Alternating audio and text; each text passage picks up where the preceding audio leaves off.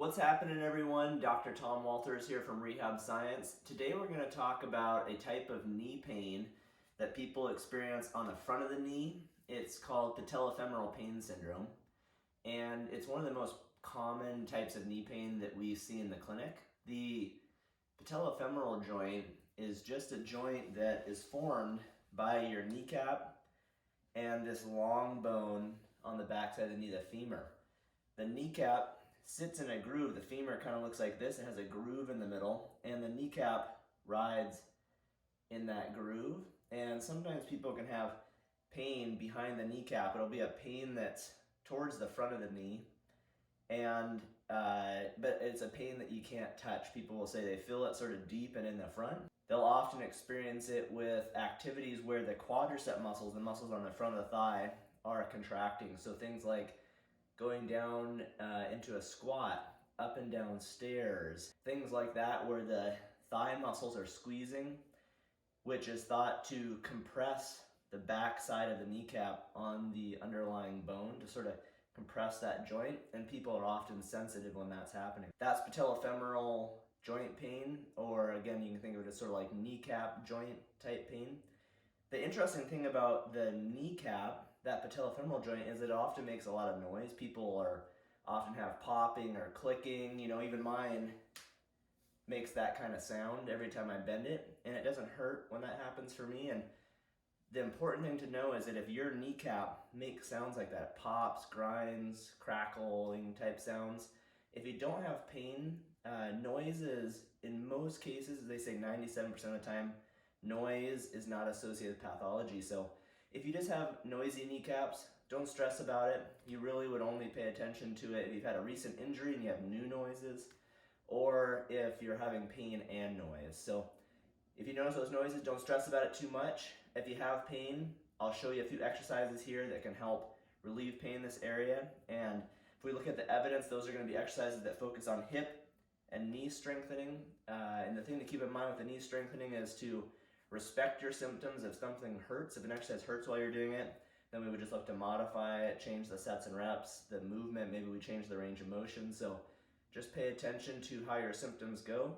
Try these exercises, and I hope they help you.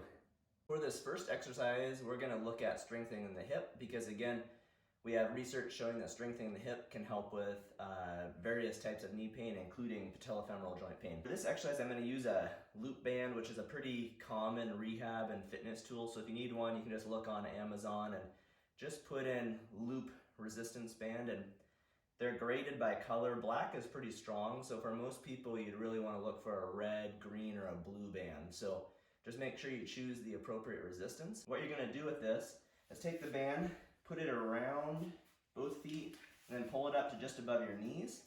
You probably want to do all these exercises on both sides, but if you're mainly just thinking about that side that has pain, for this exercise, if my right knee had the pain, I would have that leg on the top side. So I'm going to put the band around just above my knees. I'm going to lay on my side. I'm going to have my legs stacked like this, and then this is called a clamshell exercise, and a lot of people have seen this before, but what I'm going to do is, again, I'm going to strengthen these gluteal muscles on the top leg. I'm going to lift that top leg as far as I can without rotating my back. So again, it's just a hip movement. So my hip opens. This movement is called external rotation. I go as high as I can, up and down slowly, without rotating my back. So just a hip movement, up and down like that.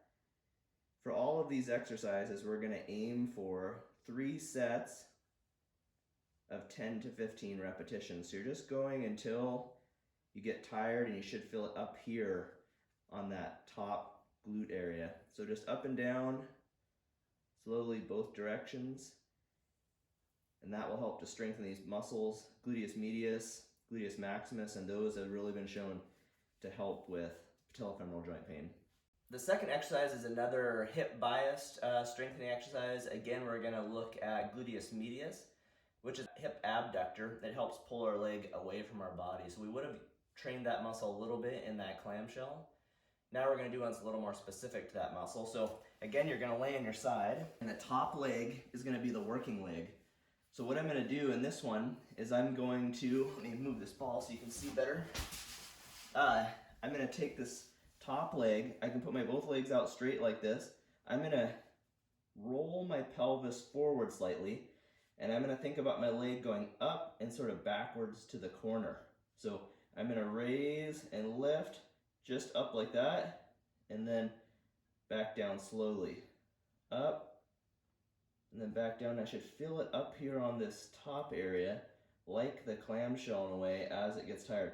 What I don't want to do is lift it forward like this, because that will work other muscles. So I want to kind of go straight up and back to the corner, keeping the knee straight and just moving slowly.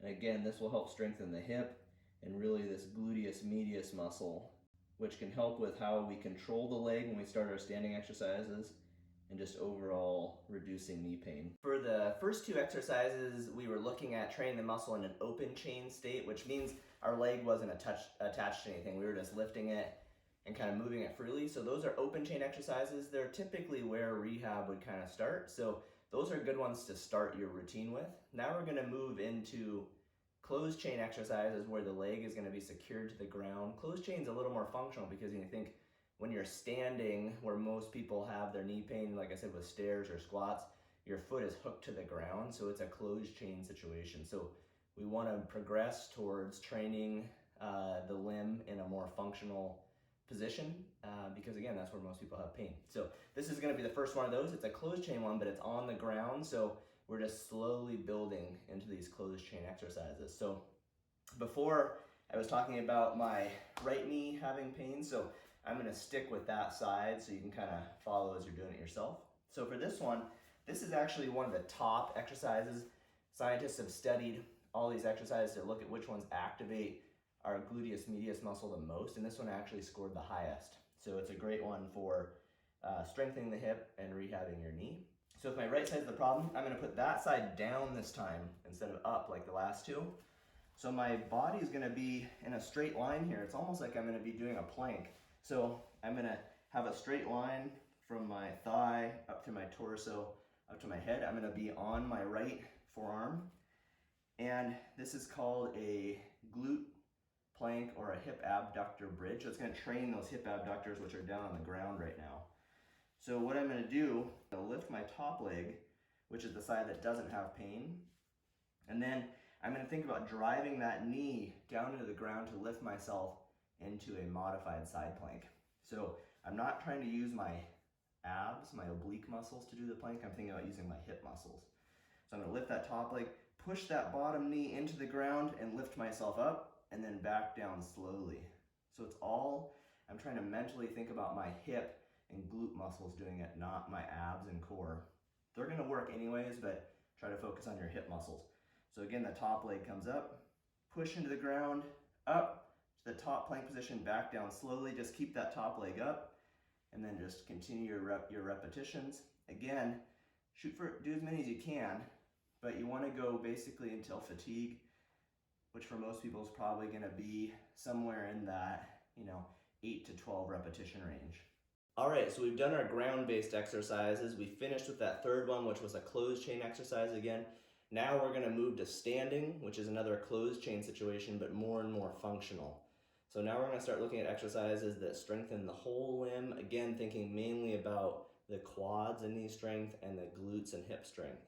To start off with our standing exercises, we're gonna do one that involves standing on both legs just to progress into things slowly. So if your pain is just on your right side, we're gonna use the left leg to kind of help things and start building up that tissue to handle the stress. One thing that often happens with patellofemoral joint pain is that people will notice their pain when their feet are pointed forward doing a squat. One other thing we notice is this movement tendency where the knees come in, which is called dynamic valgus, and we'll look at that more with our single leg squat. But you want to try and think about keeping your knees over your toes, and the other modification you can make is to turn your feet out. This is often seen in sumo type squats, but this outward turning of the hips often relieves some pain on the kneecaps. So we're gonna do a sumo squat. So you're gonna take a dumbbell, you're gonna hold it with both hands like this, and we're gonna keep the back straight, feet again turned out, and we're just gonna do squats like this. And we're gonna think about squeezing our glutes and our quads just up and down in a controlled fashion. And this Sumo Squat will begin helping us to strengthen the leg, but doing so in a way that's less threatening to the kneecap, and we'll start building our capacity there. So now we're to our final exercise, which is the most challenging one. So these sort of go in order of challenge. This last one is a single leg squat. So we're standing only on the painful leg and we're doing more of a traditional squat. This is really going to teach us how to prevent that dynamic valgus I was talking about earlier. And a single leg squat is one of the best exercises you can do to strengthen your leg. It is very effective for strengthening the glutes and the quads. You have to use so many muscles to stabilize and balance. So it's just a great exercise overall. Even when you're better, this is a good one just to keep in your routine a couple times a week just to keep the tissues strong. So with a single leg squat, I'm going to show it on my right leg, and I'm going to show two views because there's two things you want to pay attention to and you need to see both sides. The other thing to notice with the single leg squat is that, again, squeezing your quads strongly might provoke your kneecap. So you only want to go as deep as you can. If you go too deep, you could kind of flare things up and it could set you back for a few days. So just figure out how deep you can go into the squat, and that's where you'll start, and you'll just build over time as things desensitize. If you're looking at my knee from this frontal view, one thing we want to try to prevent is letting our knee come inside our toes. That's called that dynamic valgus, and that can put more stress on the kneecap and provoke people's symptoms. So when you're doing a single leg squat, what you want to try and do is squat down and keep your knee over your toes while sticking your butt back. So you might do this in front of a mirror to start with. That can be a way to have some biofeedback and not let this happen while you're going up and down. So just really, this is a control exercise and a strength exercise. In a side view, you're gonna think about sticking your butt back, because again, this is working the hip, and sticking the butt back will help strengthen the glutes. So we're sticking our butt back, keeping our spine relatively straight. And we're just going down as far as we can, working that control, strengthening our quads and our glutes. So that's the single leg squat. It's our last exercise. So you've got clamshells, side lying hip abduction. You've got a hip abductor plank, a sumo squat, and a single leg squat. So again, they progress in order of difficulty, and they should help get you on your way to getting rid of your kneecap pain. Again, they strengthen the hip and the knee, which exercises that strengthen those areas have the best evidence in terms of getting rid of patellofemoral joint pain. So I hope this is all helpful to you, and talk to you soon. Bye.